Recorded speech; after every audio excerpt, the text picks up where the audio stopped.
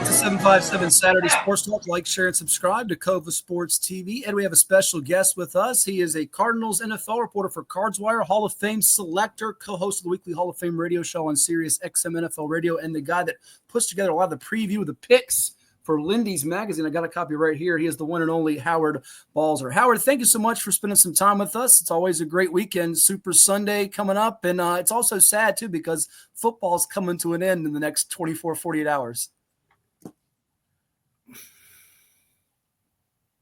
Howard, you got us? Good to be with you. I'm having a little spotty internet here, I guess. So hopefully I'll be able to hear your questions.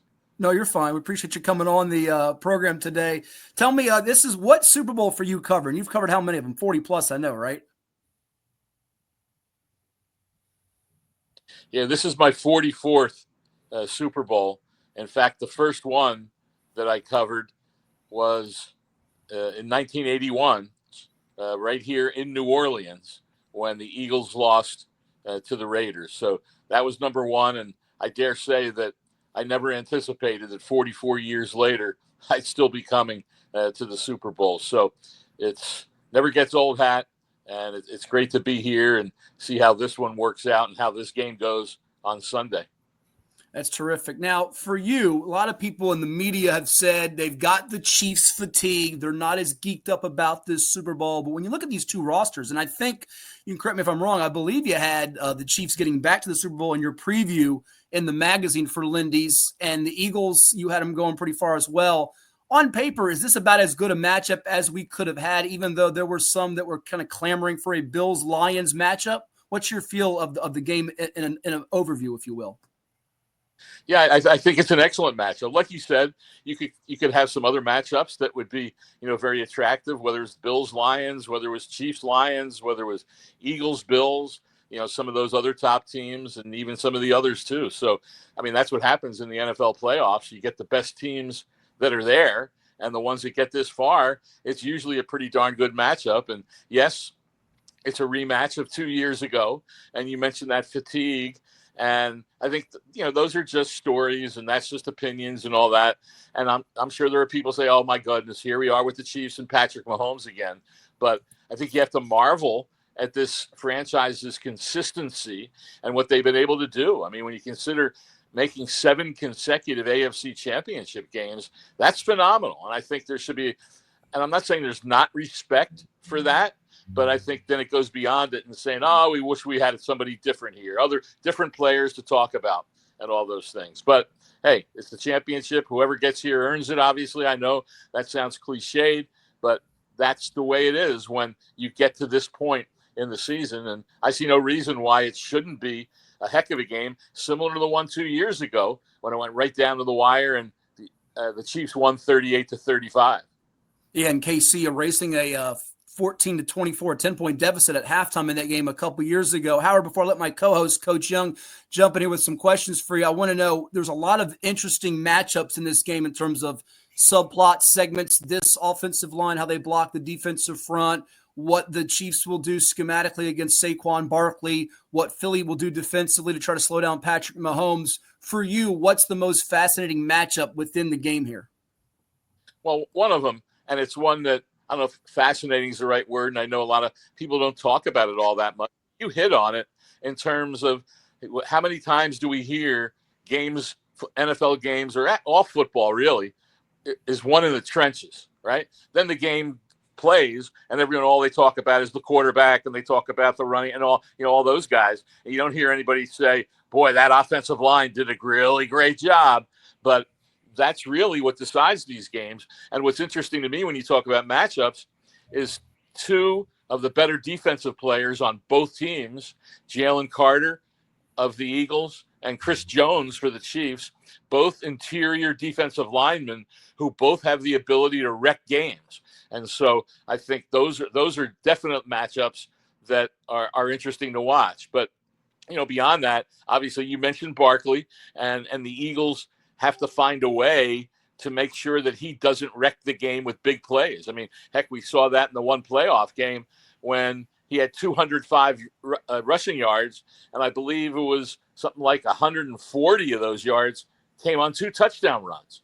and then he rolled off, another big touchdown run in the NFC Championship game. So that's the thing that the Chiefs have to keep from happening, and on both sides really, is limiting the explosive plays, because those are the things that can make a difference, especially in important games like this.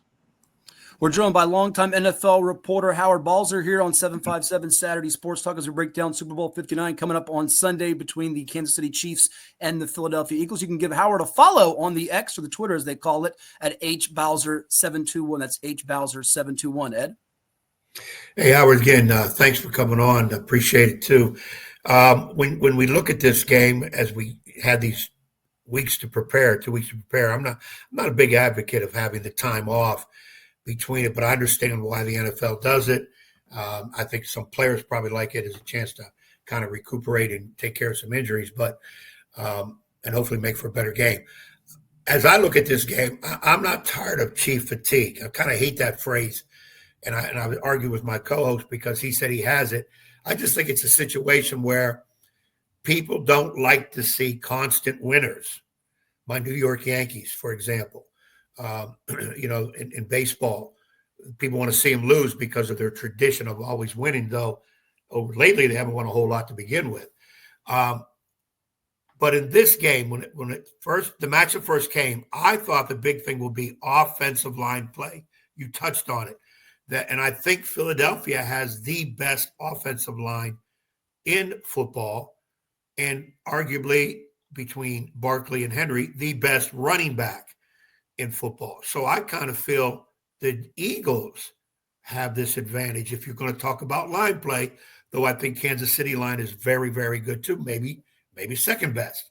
But I think the difference maker really is Patrick Mahomes.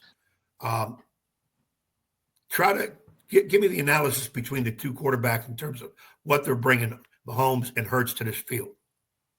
Well, first I'll say that the Eagles' offensive line is outstanding. There's no doubt about it. Led by Lane Johnson, they have to hope that Dickerson, who missed some time in the NFC Championship game, and then Cam Jurgens didn't start but had to come in because Dickerson got hurt. They have to hope that those guys are healthy. So that extra time really has helped them. But when you look at the two quarterbacks, I mean, they're both dynamic, and Hurts looks to run more than Patrick Mahomes does. And in fact, in that game 2 years ago, Hurts had 3 rushing touchdowns in the game and also had a 2-point conversion, which is what tied the game with about 5 minutes left.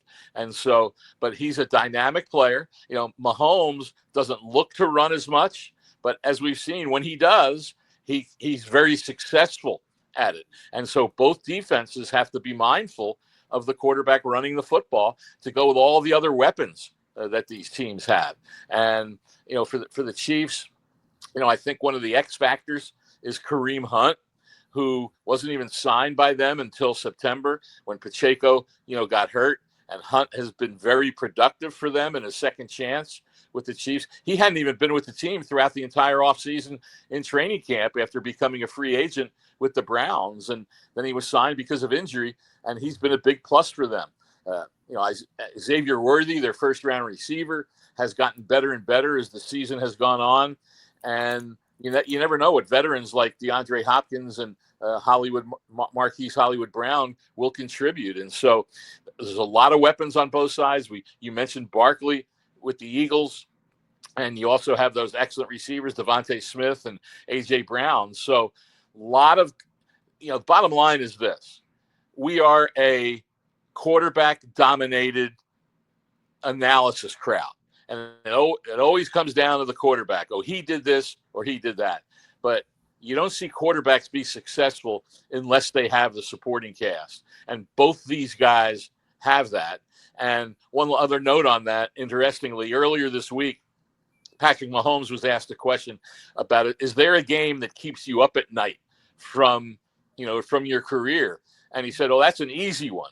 It was the Super Bowl against the Buccaneers when he was running for his life the entire game. And one of the big reason was that they were playing with backup left and right tackles in that game. And they could not keep the Buccaneers away from him. And that was a big reason why they lost by 22 points. So that's a classic example of you better have that support for the quarterback if you want to have success, especially when you're playing against very good defenses. And there you go with Vic Fangio, the coordinator in the Eagles, Steve Spagnuolo, who set a record last year for championships won by a coordinator, offensive or defensive, with 4, and now he's going for 5. So there's a lot of good games within a game that are a part of this on Sunday. Ed?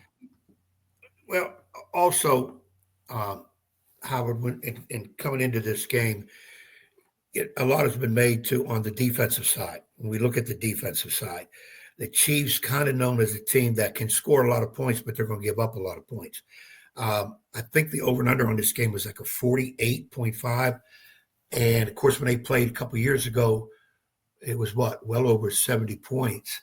I'm surprised that the over and under is 48.5. I thought it would be, I thought maybe 55, 56, and maybe it'll go up, but it won't go up that much in one day. Is this because maybe the Chiefs defense is as strong as Philadelphia's, or who knows why they put the bet at 48.5? I think that it's probably a combination of factors. Certainly the defenses are a part of it. The Chiefs have not been as high scoring a team, this season as they have been in recent years. So that might play into it.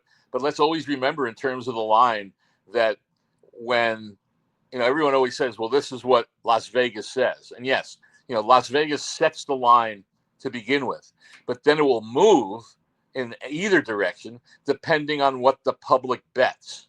And so when the line stays relatively the same, that means that they're getting equal betting on both sides. And so that's what the public is saying about this game. Now, as you said, a lot of times it can move in the last 24 hours before the game because you have what they refer to as the smart money that waits until the very end to see what the line is going to be before deciding what to do. And that itself can move it even on game day. And so we could see some of that on Sunday. But I think the public is basically set up till now that they like the line pretty much, even though it's moved a little bit, because it's all adjusted by how the betting comes in. But I think it'll probably go over. I would think that would be the case. Turnovers certainly affect it.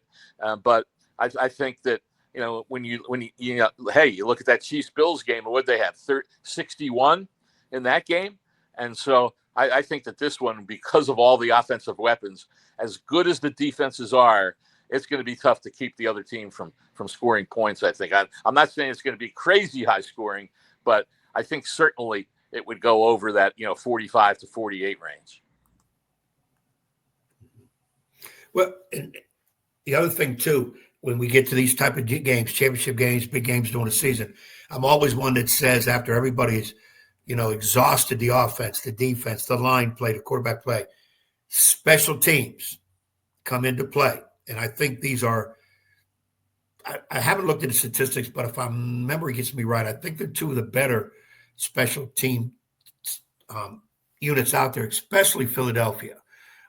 Any assessment on your part on, because we really tear this game apart, special team play? Yeah, it definitely will have a factor, and it's often not talked about in the run up to games, but it's obviously a very important facet of teams. And the Eagles kicker Elliott he's had some inconsistencies this year, so you never know what'll happen in a game like this. But that's one thing that could keep the score down. And there's so many things like the red zone and big plays and all that. Do the teams have to settle for field goals instead of touchdowns? Obviously, that can keep the score down. Third down play. The Chiefs are one of the best, if not the best, third down teams in the league. But the Eagles' defense is one of the best third down defenses in the league. So you have all those different things going against each other, which who can say which one will get the upper hand on the other in this game? But any and all of those things will have a determining factor about how it all ends. We're joined by Howard Balzer. He's a longtime NFL reporter covering the Super Bowl for more than 40 years. You can follow him on the X or Twitter at hbalzer721. He also does work for Sirius XM NFL Radio, Cards NFL reporter for Cards Wire, and of course the Hall of Fame selector. We'll get his thoughts on the Hall of Fame class before we let him run here at 757 Saturday Sports Talk on Cova Sports TV, where we have a couple of local players from our area in the 757 playing in the game, and Josh Sweat, an Oscar Smith alum from Chesapeake for the Eagles on that defensive line, and Derek Nottie on the defensive line for the Chiefs out of Ocean Lakes High School in Virginia Beach. Before we let you run it, Howard, and you've been great breaking this down for us. You got a pick for us and an MVP for the game? I've been asked that a lot, and you mentioned my association with Lindy's, and so in a little bit, he does, in addition to the magazine that I work on, the Preview magazine that comes out every year in May. He is basically in a very difficult print world. He has basically stayed in business over the last 10 to 20 years by doing special magazines right after championships. And it's all put together, ready to go. And then if the team that he is, picked to have a magazine on wins, then obviously it goes to the printer on Monday after the game. And so there will be a magazine for the Eagles if they win. So as being a part of Lindy's on the business side of things, I certainly would like to see the Eagles advance because that's good for me and good for the business. Right. The thing with picking the Eagles, and I certainly think they have a good chance of winning this game, but I've said this all week, is that if you pick the Eagles to win, then you're picking the Chiefs to lose. And that's the hard thing to wrap your arms around, because this team just always seems to find ways to win games. And we've seen it time after time after time. And the game against Buffalo is a perfect example. The game against the Eagles 2 years ago is a perfect example. An amazing stat, guys, is that the Eagles this season, counting the playoffs, are 12-0 in one-score games, undefeated in one-score games. And going back to last year, they have won 17 consecutive one-score games. So when I wrap my arms around who I think will win, I always come up with the Chiefs getting that repeat. But I'll certainly enjoy being wrong if the Eagles win, and that means we at Lindy's have a magazine for all the Eagles fans to buy after the game. Okay. Fair enough. I can take it. And I'll get you on this one. I know you're on the Hall of Fame selection committee. Tell me about what you think of this class. Eric Allen, Jared Allen, Antonio Gates, Sterling Sharp, the media making more about why Eli Manning didn't get in. He certainly has chances in the future to get in. What do you think of the class here and just sort of your reaction from it? Well, the class is very strong.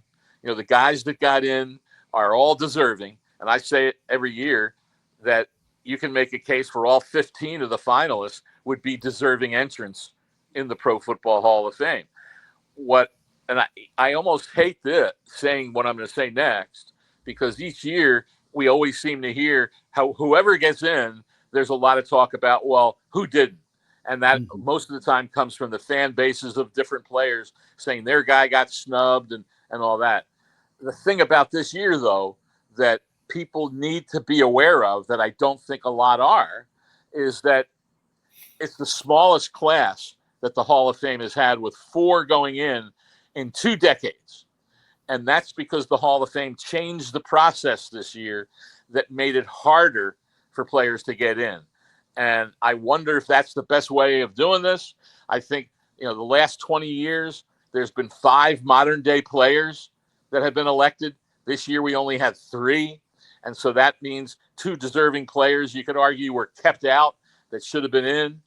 And I think that I really question why this process occurred.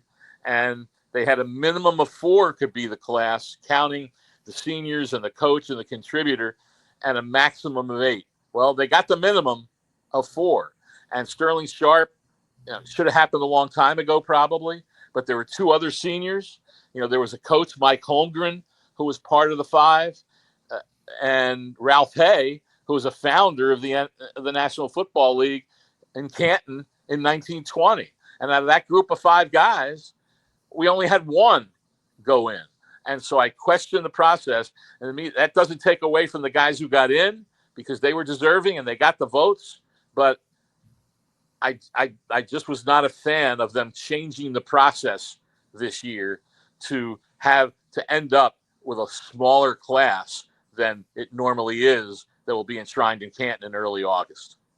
I'm sure we'll get you back on sometime in the offseason to talk more about the process in the Hall of Fame and also promote all that you have going on with Lindy's. But I'm with you 1,000%, by the way. Sterling Sharp, I'm thrilled that he got in finally, long overdue. People don't realize how great he was. And if not for the injuries, he would have had even more unbelievable numbers with some of those all-time great receivers like your Jerry Rices, your Art Monks, your Chris Carters, and the list goes on and on. But Howard, thank you so much for coming on the show today. We've taken you a little bit over the time we promised. But again, check out his work, Lindy's Magazine, Sirius XM NFL Radio. Get the book. I've been reading it for more than 20 years. You do a fantastic job. Enjoy the big game on Sunday, and we'll talk down the road. Sounds good, guys. Appreciate it. Thanks. You bet. Thanks, Howard. Balzer, our guest here on 757 Saturday Sports Talk as we break down Chiefs and Eagles with you. We'll come back and do our picks, close out this edition of the program. It is 757 Saturday Sports Talk. Interact with us here on Cova Sports TV. But again, let's hear a word from some of the sponsors that make it possible for us to broadcast